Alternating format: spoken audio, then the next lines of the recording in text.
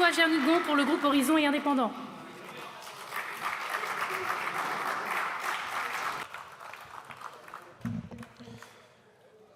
Madame la Présidente, Mesdames et Messieurs, Mesdames les ministres, Mesdames et Messieurs les rapporteurs, mes chers collègues, cette proposition de loi, qui prétendait jusqu'à son examen en commission abroger les réformes récentes sur l'âge de départ et la durée des cotisations, est avant tout une manœuvre populiste quand on connaît le déséquilibre entre les cotisations des actifs et les pensions des retraités.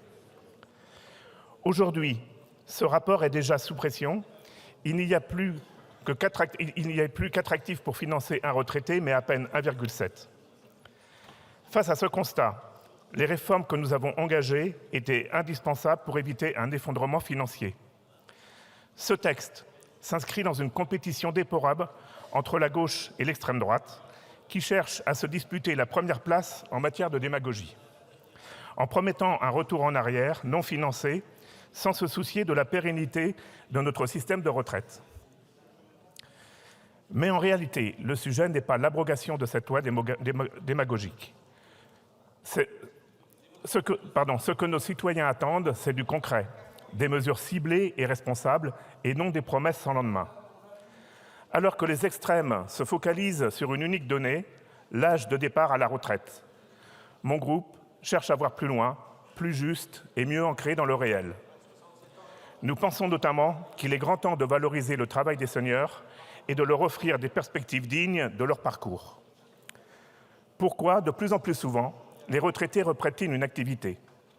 Bien sûr, certains pour des raisons financières, ce qui n'est pas juste, et c'est d'ailleurs pour cela que la réforme des retraites s'est accompagnée de mesures de justice pour améliorer les plus petites retraites, mais pas uniquement.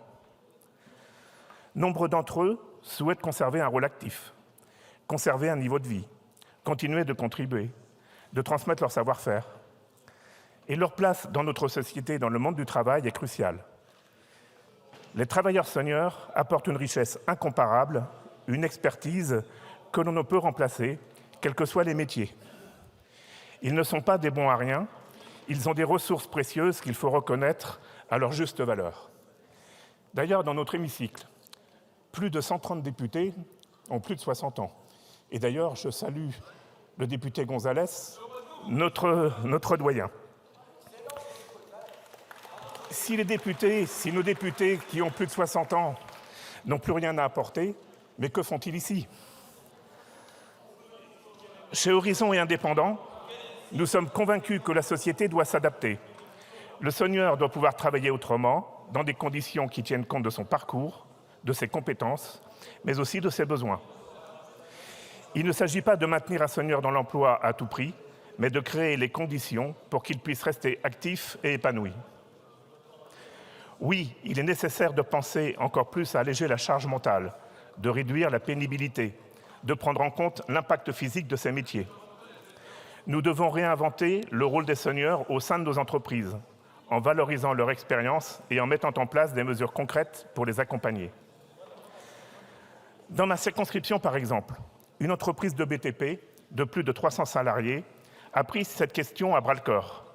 Elle a mis en place un dispositif pour maintenir les seniors dans l'emploi en adaptant les conditions de travail et en favorisant le partage des connaissances par du mentorat notamment, et je peux vous dire que ça fonctionne.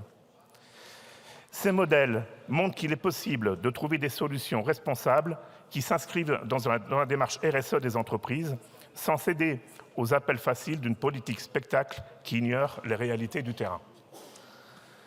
Alors oui, le groupe Horizon et Indépendants réaffirme le bien fondé de ces réformes, indispensables pour préserver l'équilibre de notre système de retraite. Mais au-delà des questions paramétriques, travaillons à une véritable reconnaissance de la valeur travail dans toutes ses formes et à tous les âges de la vie. Plutôt que de proposer des mesures irréalistes et populistes qui creuseraient le déficit de plus de 15 milliards d'euros par an d'ici 2030, concentrons-nous sur des solutions concrètes. Ce n'est qu'ainsi que nous pourrons répondre aux attentes de nos concitoyens et bâtir un système de retraite juste, mais surtout durable pour les générations à venir. Je vous remercie. Merci, Monsieur Gernigon. La parole est à Monsieur Stéphane Viry pour le groupe Liberté Indépendants Outre-mer.